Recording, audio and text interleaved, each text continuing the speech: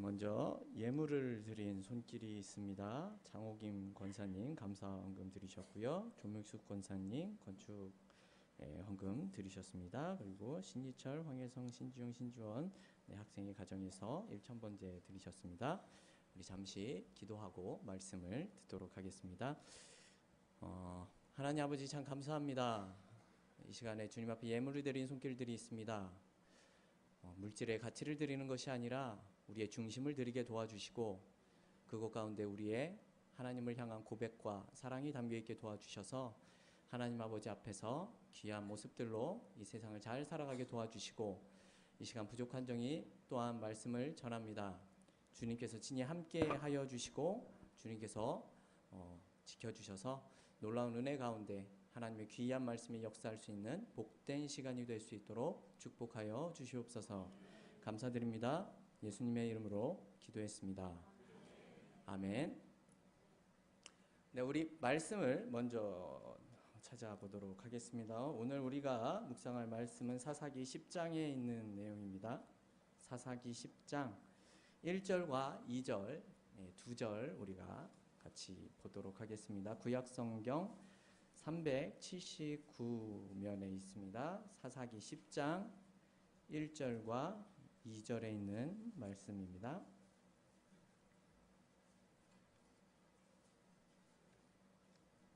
구약성경 379면입니다. 우리 두 절밖에 되지 않기 때문에 우리 1절과 2절을 한 목소리로 같이 합독하도록 하겠습니다. 아비멜렉의 후에 이사갈 사람 도도의 손자 부하의 아들 돌라가 일어나서 이스라엘을 구원하니라. 그가 에브라임 산지 3일에 거하여 이스라엘의 사사가 된 지 23년 만에 죽음에 3일에 장사되었더라. 아멘.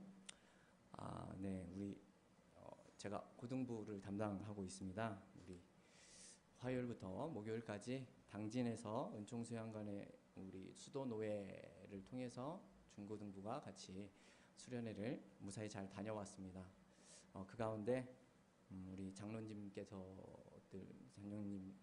와주셔서 또한 굉장히 감사드리고요. 우리 청년부 강도사님 또 부장 집사님들께서 오셔주셔서 우리 학생들을 향한 마음을 많이 보여주신 것 같습니다. 그러한 모습 속에서 우리 학생들이 조금 더 우리 우이제일 교회 안에서 더 잘 자라날 수 있는 복된 시간이 그런 근거가 될 수 있을 것 같습니다. 앞으로도 우리 중고등부 학생들 더 사랑해 주시면 감사하겠습니다. 네, 오늘은 돌라의 모습이라는 제목을 가지고 우리 여러분들과 말씀을 좀 나눠보고 싶습니다. 네, 전에 담임 목사님께서 이 사사기 사이클에 대해서 말씀하셨던 것을 기억하고 있습니다. 이 사사기에 대해서 대부분 우리 성도님들께서 많이 알고 계실 것이라 생각하지만 이 사사기 사이클에 대해서 다시 한번 간략하게 말씀을 드리도록 하겠습니다. 네, 평안하게 잘 살고 있었던 이스라엘 백성들이 범죄를 하게 되죠. 이렇게 범죄가 심해지게 되면 하나님께서 이방 민족이나 다른 민족을 통해서 이스라엘 백성들을 징계하시게 됩니다. 이 징계가 너무 고통스러워서 하나님 살려주십시오 라고 이렇게 부르짖게 되면 하나님께서 사사를 세워주셔서 이스라엘 백성들을 또한 구원해 주시게 됩니다. 그러나 다시 또 평안하게 되면 범죄를 저지르게 되고 사사를 세워서 구원하시는 이러한 내용이 반복되는 것을 우리가 사사기 사이클이라고 부르고 있습니다. 네, 오늘 나온 본문의 내용도 이런 사이클이 반복되는 이야기 중에 하나로 생각을 하시면 좋을 것 같습니다. 그런데 오늘 본문에 나온 이 사사 돌라의 이야기를 좀 꺼내려면 이 앞에 나와 있는 8장의 기드온과 이 9장의 아비멜렉의 이야기를 좀 꺼낼 필요가 있을 것 같습니다. 네, 이들에 대해서 다시 한번 생각을 해보도록 하겠습니다. 이 기드온이라는 사사는 굉장히 유명한 우리가 주일학교 때부터 잘 알고 있는 그런 사사지요. 300명의 군대로서 엄청난 미디안의 군대를 격파하게 됩니다. 이러한 기드온에게 사람들이 이렇게 이야기를 합니다. 당신과 당신의 아들과 당신의 손자가 우리를 다스리게 하소서 이러한 요청을 합니다. 하지만 이 기드온 당신의 이런 뜻이죠. 기도원 당신의 후예들이 대대로 우리를 다스리는 왕이 되어 주십시오. 아마 이러한 의미인 것 같습니다. 하지만 이러한 말에 대해서 나나 내 아들이나 내 손자가 너희를 다스리는 일은 없을 것이다. 다만 하나님이 당신들을 다스릴 것입니다. 이러한 이야기를 제대로 된 이야기를 하고 있는 것을 우리가 성경을 통해서 알 수 있습니다. 하지만 기드온의 모습이 좀 수상한 것은 그 이후의 이야기를 보면 알 수 있습니다. 기드온의 아들이 70명이 있었다고 합니다. 네. 아들이 70이라는 것은 이 부인과 딸의 숫자는 포함되지 않은 그러한 숫자지요. 네. 이러한 모습만 봐도 이 기드온이 왕은 아니었지만 왕과 같이 많은 부인과 자식을 거느리고 있었다라는 사실을 우리가 쉽게 생각해 볼 수 있는 대목인 것 같습니다. 말은 그렇게 하지 않았지만 실제로 기드온의 삶은 그곳에서 왕과 같은 모습으로 살았었던 것 같습니다. 그리고는 굉장히 수상한 요청을 합니다. 사사기 8장 24절을 보면 내가 요청할 것이 하나 있는데 탈취한 금 귀고리를 모아서 나에게 가져다 주십시오 라는 이야기를 하게 됩니다. 그렇게 해서 이 사람들이 금 귀고리를 모아서 기드온에게 가져다 줍니다. 그런데 이 금 귀고리가 금이 1700세겔이다 라고 성경이 말을 하고 있습니다. 금 1700세겔이 얼마나 되는 금액인지를 좀 알고 싶어서 제가 환산을 조금 해봤습니다. 이 1700세겔이면요 금이 19kg 정도 된다고 합니다. 자, 금이 19kg 정도면 몇 돈 정도나 될까라고 좀 봤더니 금이 한 돈에 3.75g이라고 하더라고요. 환산을 해보니까 5,070돈 정도 되는 금의 양입니다. 5,070돈. 요즘에 금 한 돈이 한 20만 원 하나요? 네, 엄청난 10억이 넘는 맞나요? 네, 엄청난 양의 금을 기드온이 가지게 됩니다. 그러한 금을 가지고 기드온이 무엇을 하냐면요, 대제사장들이 제사 때 입는 그 에봇을 만들어서 자신의 성읍에 가져다 놓았다라고 성경이 말을 하고 있습니다. 왜 기드온이 제사장도 아니면서 금 에봇을 만들었는가? 이것에 대해서 생각을 좀 해보게 되면 이 금 에봇을 만들어 놓음으로써 그 하나님의 임재를 상징하도록 해서 그것을 보고 하나님을 더 잘 섬기기 위한 의도가 있었던 것 같습니다. 하지만 결과는 이러합니다. 사사기 8장 27절의 말씀을 제가 읽도록 합니다.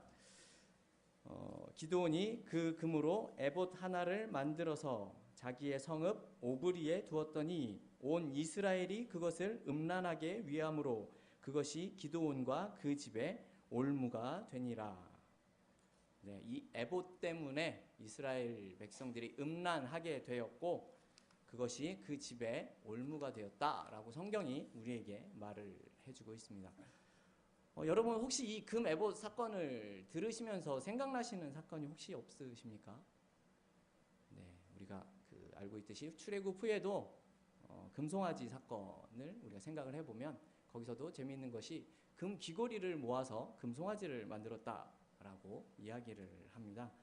그 당시에도 눈에 보이는 그런 하나님이 금송아지로 필요했었던 것처럼 지금 이 사사기에 나오는 내용도 눈에 보이는 그 금 에봇을 보면서 하나님을 잘 신앙할 수 있다라고 착각을 하면서 살고 있는 것들이 이스라엘 백성들의 모습이었습니다. 이들의 모습이 어떻습니까? 우리 사사기 8장 33절과 34절에 있는 내용을 우리 같이 읽어보도록 하겠습니다. 사사기 8장 33절부터 읽습니다. 기드온이 이미 죽음에 이스라엘 자손이 돌이켜 바알들을 음란하게 위하고 또한 바알 브릿을 자기들의 신으로 삼고 사면 모든 대적의 손에서 자기들을 건져내신 여호와 자기들의 하나님을 기억지 아니하며. 네. 이 33절을 보면 굉장히 의미심장한 말이 나옵니다. 이 바알 브릿이라는 말입니다. 바알 브릿. 이 말은 바알의 언약이라는 뜻입니다. 엘 브릿, 하나님의 언약이 아니라 이들이 바알 브릿을 자신의 신으로 삼았다라는 그러한 이야기를 하고 있는 대목입니다. 여기서 우리가 생각해 볼 수 있는 것은 왜 이들이 하나님의 백성이면서 바알이라는 우상을 섬기는가 하는 점입니다.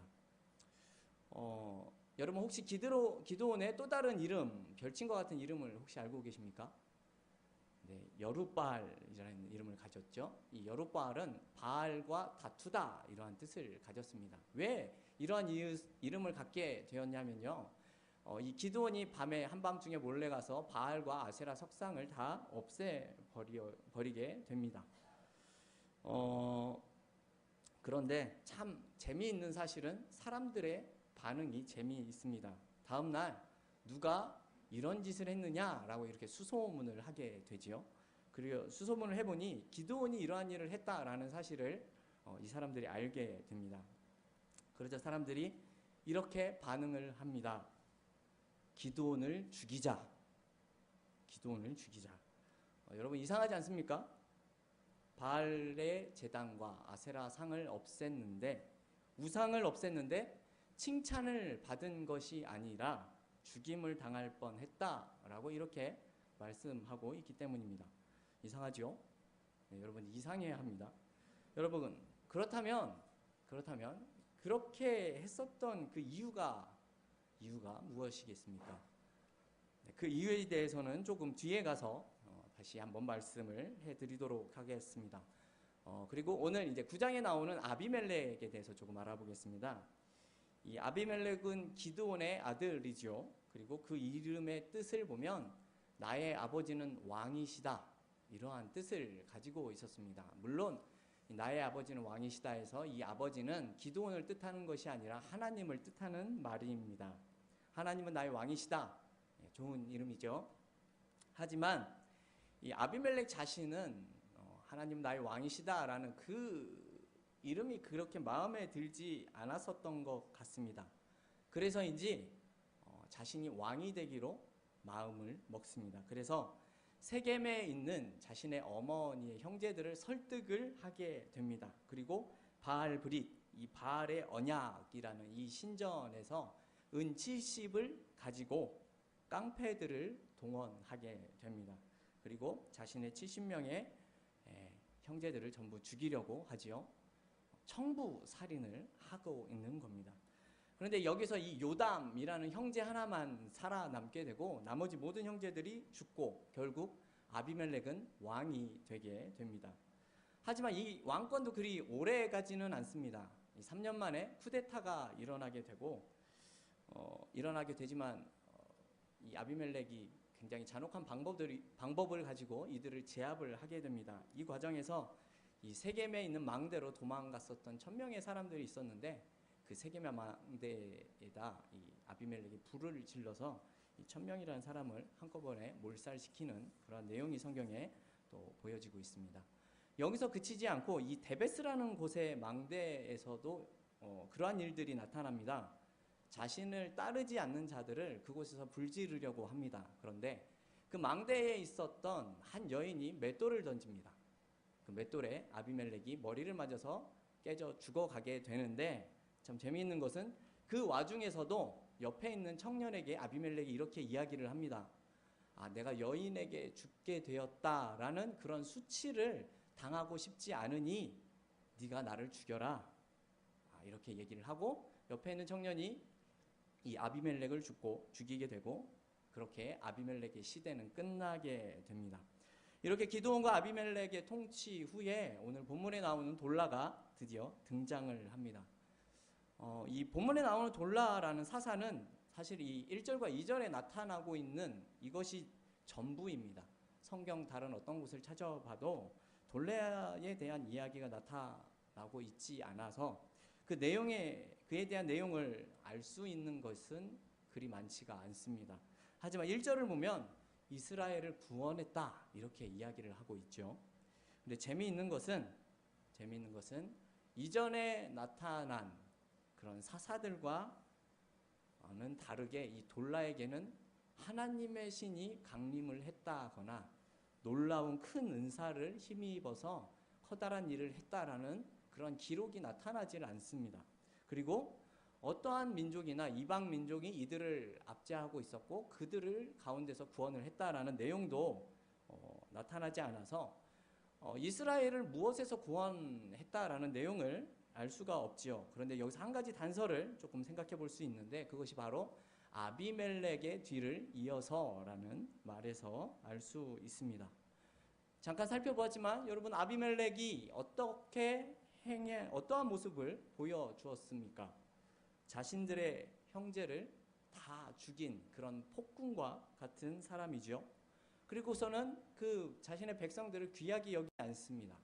자신을 거역하는 자들을 무참히 죽이는 그러한 잔혹한 사람입니다. 이러한 모습을 생각해 봤을 때 돌라가 했었던 일은 이 아비멜렉의 잔혹한 정치의 결과로 발생하는 이러한 혼란과 무질서로부터 이스라엘을 구원하지 않았느냐라는 생각을 해볼 수 있을 것 같습니다. 이러한 내용에서 알 수 있지만 이 돌라 이후의 내용을 보게 되면 이 사사기가 이스라엘 내부에서 여러 가지 문제들이 이제는 발생하게 됩니다. 외부에서의 문제가 아니라 내부에서 내전을 일으키는 그런 모습도 우리가 사사기 후에 나와 있는 것을 잘 알 수 있습니다. 그렇다면 성도 여러분, 우리가 이런 생각을 해볼 수 있어야 합니다. 왜 이러한 일들이 발생했을까요? 외부의 적이 아니라 이제는 내부에서 자신들끼리 한 민족끼리 싸움을 벌이게 됩니다. 그 이유가 무엇입니까? 네, 하나님께서 세우신 공의와 참 하나님의 백성으로서의 모습이 그들에게 무너져 있기 때문에 그렇습니다. 네, 여러분, 하나님께서는 아브라함을 통해서 한 민족을 만드시고 그들을 통해서 자신의 백성을 삼기를 원하셨습니다. 하나님의 백성이 된다는 말은요, 이 세상의 다른 민족들과는 다르다라는 의미를 가지고 있죠. 이 말은 다른 말로 표현하면 다른 민족들처럼 살아서는 안 된다라는 뜻입니다. 하나님의 백성은 내 마음대로 내가 원하는 대로가 아니라 그렇게 살면 안 된다라는 뜻인 겁니다. 왜 그렇습니까? 구별된 하나님의 백성이기 때문에 그렇습니다. 그래서 이들은 다른 민족들과 달랐어야 했습니다. 왜 기드온이 바알의 제단과 아세라의 그 목상을 부수고 나서 여룻바알이라는 이름을 얻었을 때 죽임을 당할 뻔했겠습니까? 여러분 아시다시피 바알은 풍요의 신이지요. 그리고 아세라는 바알의 부인입니다. 풍요와 다산을 상징하는 여신이 아세라였지요. 당시에 그 가나안의 농경 문화 속에서는 어떠한 모습이 있었냐면 하나님도 섬기고 바알도 섬기고 아세라도 섬기면서 그저 풍요롭게 살 수 있었다라는 그런 생각을 가지고 있었습니다. 그래서 바알과 아세라를 자신의 축복의 통로로 이들이 여겼었습니다. 많은 사람들이 자신을 축복해 줄 신으로서 생각을 했었던 겁니다. 그런 신을, 그런 바알과 아세라상을 기드온이 없애버린 겁니다. 바알 브릿, 바알의 언약을 믿고 있었던 이 당시 이스라엘 백성들에게는 자신에게 풍요를 가져다 줄 그 신이 사라졌다라고 생각을 했기 때문에 기드온을 죽이려고 했었던 겁니다. 여러분, 당시 이스라엘 백성들은요, 그저 축복만 받으면 되었습니다. 잘 살 수 있으면 그것으로 그냥 만족하는 겁니다. 그것이 아세라이든지 바알이든지 하나님이든지 아무 상관이 없습니다. 하나님의 백성이어도 상관이 없었고 아니어도 상관이 없습니다. 쉽게 말해서 내 배만 부르면 진리이건 하나님이건 아무런 상관이 없는 겁니다. 여러분, 이런 것들 우리가 기복신앙이라고 부르죠. 이 당시에는 무엇이 하나님의 말씀인 줄도 모르고 무엇이 하나님의 뜻인지도 모르는 그러한 시대입니다. 사사기에 나오는 아주 유명한 말이 있죠. 말씀이 있죠. 그때에 이스라엘에 왕이 없으므로 각기 자기의 소견에 옳은 대로 행하였더라라는 말씀입니다. 이 당시 많은 사람들은 그저 그냥 자신이 원하는 대로 행하면서 살았던 겁니다. 이러한 때에 진정으로 하나님을 제대로 섬기는 자가 없었기 때문에 여러분 이 돌라가 일어나게 된 겁니다. 자, 그런데 여러분 이 돌라의 이름의 뜻이 무엇인지 아십니까? 이 돌라라는 이름은 히브리어로 톨라라고 합니다. 그리고 그 뜻은 벌레라는 뜻입니다. 이 이스라엘 백성들의 혼란스러운 상황을 구원한 것이 왕이 되고 싶었었던 아비멜렉이 아니라 벌레와 같은 자가 일어나서 이스라엘 백성들을 구원했다라는 것이지요. 여러분, 왜 하나님께서 이 벌레 같은 자를 사용하십니까? 왜 은사도 없고 큰 능력도 없는 이 돌라 같은 사사를 왜 세우십니까? 이유는 한 가지라고 생각이 듭니다. 바알이 하나님인지 하나님이 바알인지도 모르는 그러한 시대에 무엇이 하나님의 뜻인지도 모르고 무엇이 하나님을 섬기는지도 모르는 그 시대에 진정으로 하나님을 섬기는 자가 돌라였기 때문에 그렇습니다.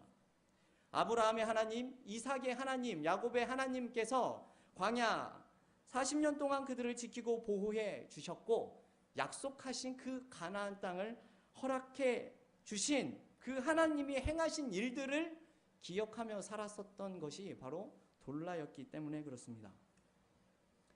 당시에 이스라엘의 왕이 없으므로 자기의 소견에 옳은 대로 행했었던 그 시대에 하나님의 뜻대로 살았었던 것이 벌레 같은 돌라입니다. 여러분, 삼손처럼요, 그런 신적인 큰 능력이 없어도요, 놀라운 그런 은사가 나타나지 않아도요, 기드온과 같이 300명의 용사가 없어도요, 이 벌레 같은 자가 23년 동안 이스라엘에게 평안을 가져다 주게 됩니다. 여러분, 이 어지러운 이스라엘의 문제의 해결 방법은 다른 것에 있는 것이 아니었습니다. 아비멜렉과 같이 힘 있는 자가 해결한 것이 아니었습니다. 벌레같이 보잘것 없어 보이면 어떠합니까? 중요한 것은 자기의 소견에 옳은 대로 행하는 것이 아니라 하나님이 나의 왕이심을 인정하고 그 말씀에 붙들려서 살아가는 것에 있는 것입니다. 하나님의 백성다운 정체성을 가지고 살아가는 것이 필요하다라는 뜻입니다. 그래야지 하나님의 백성인 것입니다. 여러분, 지금 우리의 시대도 똑같습니다. 혼란스러운 우리나라의 해결의 방법이 무엇이 있겠습니까? 여러분, 혹시 우리 공동체 안에 무슨 일이 있습니까? 우리의 가정이나 직장 혹은 우리의 처소에 무언가 혼란스러운 일들이 생길 수가 있지요. 여러분, 어떻게 해결을 하시겠습니까? 권력을 가지면, 물질을 손에 쥐면, 명예를 가지면 그것이 해결이 되는 것입니까? 성도 여러분, 하나님을 인정하십시오. 태초부터 지금까지 앞으로도 영원히 우리를 인도해 주시고 함께 해 주시는 이 살아계신 하나님을 여러분들이 기억하셔야 합니다. 내가 벌레 같아 보이고 보잘것 없더라도 아무런 상관이 없다는 것을 오늘 말씀을 통해서 알 수 있습니다. 우리가 더욱 이 하나님의 왕되심을 인정하고 그분을 더욱더 의지하고 신뢰하는 것이 가장 최선의 길임을 고백하는 우리 제일교회 성도 여러분들이 되시기를 주님의 이름으로 소망합니다. 우리 찬양 하나 하고 같이 말씀을 가지고 기도하는 시간 갖도록 하겠습니다. 십자가 그 사랑 멀리 떠나서 우리 같이 찬양하고요, 말씀을 위해서 잠시 기도하도록 하겠습니다.